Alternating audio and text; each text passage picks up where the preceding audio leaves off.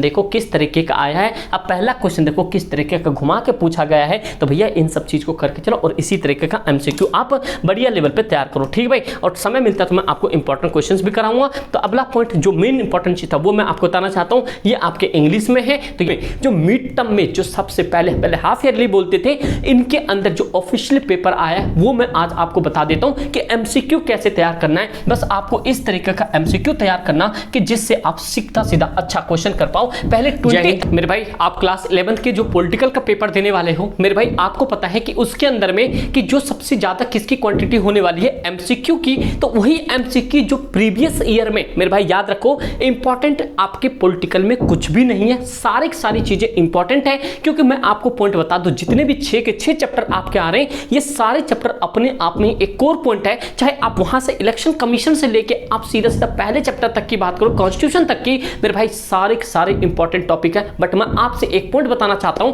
अगर आप किसी भी लेवल में आके ध्यान सुनो, अगर आप यहां पे जानते हो कि इस बार जो एमसीक्यू का और फिलर का और जो ये गैप फिलिंग वाले का ज्यादा वेटेज है, तो मैं आपके लिए जो प्रीवियस में पिछले साल और इससे पिछले साल इन दोनों सालों में जो मिड टर्म में जो सबसे पहले हाफ ईयरली बोलते थे, इनके अंदर जो ऑफिशियल पेपर आया है वो मैं आज आपको बता देता हूं कि एमसीक्यू कैसे तैयार करना है। बस आपको इस तरीके का एमसीक्यू तैयार करना कि जिससे आप सीधा अच्छा क्वेश्चन कर पाओ। पहले 20 एमसीक्यू आते, तो ये भी पॉइंट याद रखो, ये आपके भाई प्रीवियस पीवाईक्यू है। यहां से आप एमसीक्यू का लेवल देखो किस तरीके का एमसीक्यू आ रहा है, इंग्लिश हिंदी दोनों में है, थोड़ा सा टाइम लग सकता है बट आप क्वेश्चंस को सही से डील करो। और इसी बिहाफ पे एक बार दोबारा से एनसीईआरटी उठाकर देखो, सपोर्ट है तो सपोर्ट उठाकर देखो मेरे भाई, बस बढ़िया से पेपर करके आना, बस इतना रिक्वेस्ट आप लोग से। देखो मेरे भाई सबसे पहला क्वेश्चन आया था कि भारत में संविधान संशोधन के विषय में निम्नलिखित में से कौन सा कथन सही है। सबसे पहले ये संविधान संशोधन क्या होता है, आपको पता है भारत का संविधान जो बहुत ही ज्यादा कठोर भी है, बहुत ज्यादा लचीला भी है, मतलब रिजिड भी है और फ्लेक्सिबल भी है। तो सबसे पहला जो संशोधन का वर्ड लिखा गया था ये आर्टिकल नंबर 368 में लिखा गया है। तो ये भी पॉइंट आपको क्या होना चाहिए, पता होना चाहिए, समझ गए। तो पहला ऑप्शन दे रखा है संविधान संशोधन की प्रक्रिया संसद से ही शुरू होती है। संविधान संशोधन के लिए अनुच्छेद 368 में प्रस्ताव दिया गया है। संविधान संशोधन को पुष्ट करने के लिए जनमत संग्रह की आवश्यकता होती है। संविधान संशोधन विधायक राष्ट्रपति के पूर्ण निर्वाचन का अधिकार नहीं है। अब इसमें से देखो कि ये कह रहा है भारतीय संविधान संशोधन के विषय में कौन सा कथन सही नहीं है। तो आपको पता होना चाहिए कि भैया ये भी पॉइंट आपका सही है, ये भी पॉइंट सही है क्योंकि मैंने आपको ऊपर बता दिया, और ये भी पॉइंट सही है। इसके अंदर में पॉइंट सी जो है ये आपका गलत है। मतलब समझ रहे हो, ऐसा कुछ नहीं कि पुष्टि करने के जन संग्रह ही चाहिए, ऐसा कोई नहीं है। जनता के लिए हर चीज नहीं पूछा जाता हमेशा, समझ रहे हो बात को। तो ये पॉइंट हो गई, समझ रहे हो ना बात को। तो पहला क्वेश्चन देखो किस तरीके का आया है। अब पहला क्वेश्चन देखो किस तरीके का घुमा के पूछा गया है। तो भैया इन सब चीज को करके चलो और इसी तरीके का एमसीक्यू आप बढ़िया लेवल पे तैयार करो, ठीक भाई। और समय मिलता है तो मैं आपको इंपॉर्टेंट क्वेश्चंस भी कराऊंगा। तो अगला पॉइंट जो मेन इंपॉर्टेंट चीज था वो मैं आपको बताना चाहता हूं, ये आपके इंग्लिश में है। तो यहाँ पे statement not correct about the Indian constitution amendment, तो ये पॉइंट आपको याद रखना है, ठीक भाई, समझ रहे हो। तो आप लोग मुझे कमेंट करके बताओ अगर कोई श्रेणी इंग्लिश मीडियम की है या हिंदी मीडियम की, फर्स्ट अमेंडमेंट कहाँ पे कब किया गया था, ईयर कौन सा था, ठीक भाई बताओ। अब इतना बता देता हूँ 1949 के ऊपर था। तो अगला क्वेश्चन आपके सामने क्या है, अगला क्वेश्चन जो आया हुआ था आपके पास, ये अगला क्वेश्चन आपके सामने कुछ इस तरीके का है। स्वतंत्र भारत के प्रथम राष्ट्रपति कौन थे, ये आपको पता है कि यहाँ पे डॉक्टर राजेंद्र प्रसाद थे। कि who was the first president of independent India, ये था आपके राजेंद्र प्रसाद। कौन थे भाई, डॉक्टर राजेंद्र प्रसाद। क्या आप बता सकते हो राजेंद्र प्रसाद का डेट ऑफ बर्थ मतलब कि प्लेस ऑफ बर्थ कौन सा था, यहाँ पे प्लेस ऑफ बर्थ कौन सा था, मैं बता दूं आपको। यहाँ पे ऑप्शन दे देता हूँ, बिहार या यहाँ पे हरियाणा या यहाँ पे आप दे दो एक और दे दो भाई, यहाँ पे यूपी। आप लोग मुझे कमेंट करके बता सकते हो राजेंद्र प्रसाद का जन्मभूमि कौन सी थी। और देखो संविधान सभा की बैठक की अवधि कितनी थी, तो ये आपको तो 2 साल 11 महीने इसकी बैठक थी। कितने भाई, 2 साल 11 महीने संविधान सभा की बैठक थी। कभी ये मत सोचना 18 दिन क्यों नहीं लिखा गया,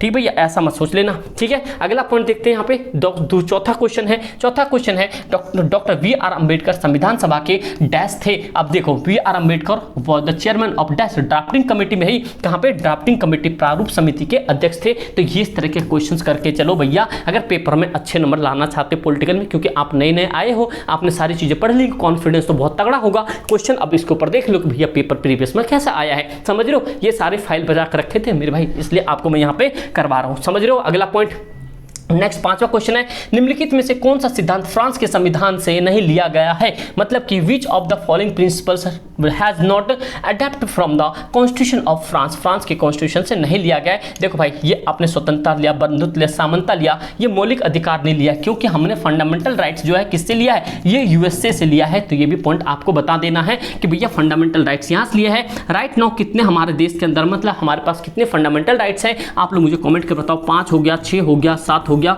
अरे बात 10-12 बोल दूँ, आप इन्हीं तीनों में से बता दो। समझ गए भाई? तो इतना पॉइंट समझ आ गया। उसके बाद में भाई अब आगे चलते हैं, जिससे कि अगला पॉइंट बताता हूँ भाई, ठीक है? समझ रहे हो? अगला देखो, अगला फटाफट से भाई क्वेश्चन, क्योंकि लंबा क्वेश्चन है। देखो, सरकार द्वारा निर्धारित न्यूनतम मजदूरी से कम मजदूरी देना नागरिकों को प्राप्त मौलिक अधिकार का उल्लंघन है। हाँ भाई ये उल्लंघन है, याद रखना। इसे कहते हैं शोषण के विरुद्ध अधिकार। जैसे आपने एनसीईआरटी पढ़ोगे, वहां पे नामचों के बारे में सारा चीज बता दिया गया है। Paying wages less than the minimum wages fixed by the government is the violation of which fundamental rights of citizens, right against exploitations. मैंने आपके सारे फंडामेंटल राइट्स के बारे में वीडियोस डाले हुए हैं, आप जाके चेकआउट करो भाई, ज्ञान मिलेगा, ज्ञान। समझ रहे हो बात को? यहाँ पे बस बढ़िया तरीके से सारी चीजों को अडेप्ट करते चलो। संविधान संशोधन प्रक्रिया उल्लेख किस अनुच्छेद में है? देखो, संविधान संशोधन की प्रक्रिया का उल्लेख किस अनुच्छेद में? अभी हमने बताया है कि in which article deal with the process of constitution amendment. अभी हमने देखा आर्टिकल नंबर 368। तो मेरे भाई समझ रहे हो, ऐसे क्वेश्चन आएंगे तो कभी गलती मत कर देना, ये आपके प्रीवियस के पेपर है। समझ रहे हो? जो दुनिया से हट के काम करते हैं वो अपने लोग हैं, समझ रहे हो? एसएसपी वाले हैं, समझ गए ना? आगे चलो भैया फटाफट से दूसरा क्वेश्चन देखते हैं। ये कह रहा है कि यहाँ पे देखो, डैश के प्रयोग के माध्यम से कोई भी नागरिक चुनाव लड़ने वाले किसी भी उम्मीदवार को वोट नहीं देने का विकल्प चुन सकता है। कौन सा? ये वो है नोटा के द्वारा। कौन सा भाई? नोटा। नोटा होता है ना, उसमें नन ऑफ द अबव वाला वोट होता है, नोटा लिखा रहता है वहां पे। सबसे पहले नोटा, आप वोट डालने जाते हो, जब ये पोलिंग बूथ बनी होंगी तो वहां पे एक नंबर भी होगा, एक आपके नोटा भी होगा। तो ये भी पॉइंट आपको याद रखना है, नोटा वहां पे दबाया जाता है। समझ रहे हो? यहाँ पे अगला पॉइंट, ये नोटा अमेरिका के सीनेट में, अमेरिका के जो राजधानी, वो जो अमेरिका के जो कॉन्स्टिट्यूशन होते हैं, कॉन्स्टिट्यूशन जो उससे भारत में जैसे राज्यसभा है, उससे क्या करता है, सीनेट कहा जाता है। ये भी पॉइंट याद रखना है वहाँ पे। बाय द, अगला पॉइंट देखो आपके सामने क्या है यहाँ पे, कि यहाँ पे by use dash citizen choose not to vote for any. आप बता दें नोटा, कभी भाई यहाँ पे कोटा मत कर देना, कहीं राजस्थान कोटा। भारतीय संसद द्वारा ऊपरी सदन किसे कहा जाता है? आपको बताया कि which of the following known as the upper house. Upper house किसको बोलते हैं? ये बोलते भाई राज्यसभा को। किसको बोलते भाई? राज्य सभा को। ये भी पॉइंट याद रखना। इसे काउंसिल ऑफ मिनिस्टर भी कहते हैं। क्या होता है भाई? इसे काउंसिल ऑफ, मतलब इसे क्या कहते हैं? इसे लोअर हाउस या हाउस ऑफ पीपल भी कहते हैं। किसको भाई? देखो लोकसभा जो है ना, यहाँ पे लोकसभा कहीं है नहीं, ये देखो इसे कहता है हाउस ऑफ पीपल। क्या बोलते हैं इसको भाई? हाउस ऑफ पीपल भी बोलते हैं। इसे काउंसिल ऑफ कहते हैं, काउंसिल ऑफ स्टेट भी कहते हैं। इसको क्या कहते हैं? Council of state. तो ये भी पॉइंट आपको याद रखना है। तो ये पॉइंट आपको यहाँ से पॉइंट पता चल जाना चाहिए। समझ रहे हो बात को? अगला जो है यहाँ पे, अगला पॉइंट आपके सामने आ गया कि भारत में निर्वाचन आयोग की नियुक्ति किसके द्वारा निर्धारित की जाती है? तो ये सारी जो भी चीज है निर्धारित करने के लिए, ये आपके लिए भारत के राष्ट्रपति द्वारा निर्धारित की जाती है। तो ये भी पॉइंट आपको याद रखना है। समझ रहे किसके द्वारा? भारत के राष्ट्रपति द्वारा। अगर आपके पेपर में कुछ इस तरीके का क्वेश्चन आ जाएगा तो भैया बिल्कुल भी मत कर देना गड़बड़, क्योंकि यहाँ पे आपके ये 1 2 3 1 ऐसे कर करके हो सकते हैं। तो आप टेंशन मत लेना, आराम से चीजों को कर सकते हो। समझ रहे बात को? यहाँ पे तो home election commission of the appointed, आपको पता चल गया कि जो यहाँ पे अगला जो क्वेश्चन है, by whom election commissioner India appointed, किसके द्वारा अपॉइंट किया जाता है? तो ये अभी आपका तो प्रेसिडेंट ऑफ इंडिया के द्वारा किया जाता है, जो काउंसिल ऑफ मिनिस्टर उसे एडवाइस करती है। आप मुझे बता सकते हो, आप लोग जितने भी स्टेट से नहीं हो, आप लोग ने यहाँ तक पढ़ा है काउंसिल ऑफ मिनिस्टर, मतलब कि जो काउंसिल ऑफ मिनिस्टर होते हैं, इसका हेड कौन होता है? कौन होता है भाई? इसका हेड कौन होता है? बताओ भाई, काउंसिल ऑफ मिनिस्टर का हेड कौन होता है? ठीक है, बता सकते हो क्या आप लोग? ठीक भाई, अगला पॉइंट 11वां क्वेश्चन देखते हैं। कह रहा संसद द्वारा 74 संविधान संशोधन पर पारित किया गया था। तो ये बताओ 74 संविधान संशोधन जो हुआ था,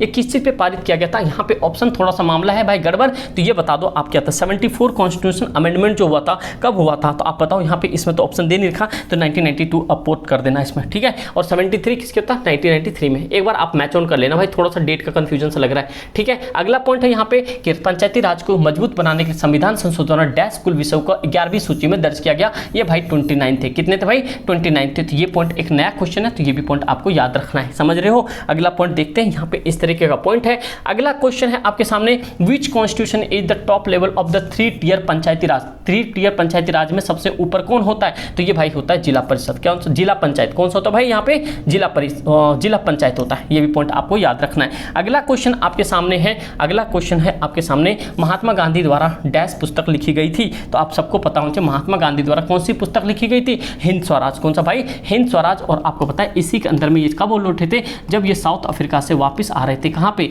इंडिया में। तो वहीं पे इन्होंने इस किताब को लिखा था। और कब आ रहे थे ये? 9 जनवरी को। कब आ रहे थे भाई यहाँ पे? ये 9 जनवरी को आ रहे थे, जो कि 1915 था। और 9 जनवरी को ही क्या मनाया जाता है? यहाँ पे एनआरआई डे मनाया जाता है, जो कि नॉन रेसिडेंट इंडियन होते हैं। इंडिया का कोई पर्सन जो विदेश में जाके बस चुके उसे एनआरआई कहते हैं। ये पॉइंट याद रखना। और भारत में कब आए थे? 1917 में जाके सबसे पहले पश्चिमी चंपारण में जाके क्या करते हैं? मतलब कि वो आंदोलन करते हैं। और इसको कौन मिला था भारत के अंदर में? राज शुक्ला नाम का पर्सन मिला था। तो ये भी क्वेश्चन आ जा सकता है कि भारत के अंदर में राज शुक्ला किससे मिला था? तो महात्मा गांधी से मिला था। और महात्मा गांधी को सारी चीज बताता भाई नील की खेती पर बहुत ज्यादा टैक्स लिया जा रहा है। समझ गए बात को? तो हिंद स्वराज किताब लिखी थी। समझ गए? अगला पॉइंट है आपके सामने, भारतीय संविधान के हमारे संविधान तो कब अंकित किया गया? अंकित मतलब अडॉप्ट होगा। कब अडॉप्ट किया गया? तो आपको पता होना चाहिए कि भारत के कॉन्स्टिट्यूशन जो है कंप्लीटली बन के तो पहले तैयार हो गया था, लेकिन हमारे जो 26 नवंबर 1949 को क्या हुआ? मतलब अडॉप्ट किया गया। और 26 जनवरी जो अगला जो चाह यहाँ पे जनवरी, ठीक है, उस जनवरी में क्या किया गया भाई? यहाँ पे 1950 में लागू किया गया। ये भी पॉइंट आपको याद रखना। और कॉन्स्टिट्यूशन से रिलेटेड आपके पास कम से कम 3 MCQ जरूर आएंगे। तो ये सारे यहाँ तक 15 MCQ हो गए। और रिमेनिंग आपके पास यहाँ पे 40 MCQ बचते हैं, जो कि आपको इतना कर जाओगे ना, आपके पूरा सिद्धांत बन जाएगा। अगर आप लोग चाहते हो भाई इन 40 MCQ को आप बिल्कुल दोबारा से करना चाहते हो एक बार लाइव सेशन में, तो भाई लाइव में थोड़ा जल्दी से हो जाएगा, क्योंकि फिर ज़्यादा झंझट नहीं रहेगा। बस आप लोग एक बार कमेंट करके बताना हाँ भाई लाइव सेक्शन के, बस आप लोग कमेंट सेक्शन में लाइव डाल देना। बस आप लाइव लिख के आ जाए तो मैं आपको अरेंज करके आपको मैं भाई पहले 25 से पहले या देखते जैसा भी मौका होता मैं आपको प्रीमियर लगवा दूंगा। बस आप लोग कमेंट करके जरूर बताना। और इस तरह के क्वेश्चन आप जल्दी से जल्दी ट्राई करो, जिससे कि इस तरह के क्वेश्चन आप अडॉप्ट करो और बढ़िया तरीके से लिख पाओ। समझ लो? आंसर राइटिंग के लॉन्ग क्वेश्चन भाई इलेक्शन कमिश्नर वाले और मतलब सुप्रीम कोर्ट, इन सबों से बहुत क्वेश्चंस बनेंगे, बहुत सारे क्वेश्चन समझाने के लिए। समझ रहे हो बात को? बस आप लोग कमेंट करके जरूर बताना। Thank you so much and जय हिंद।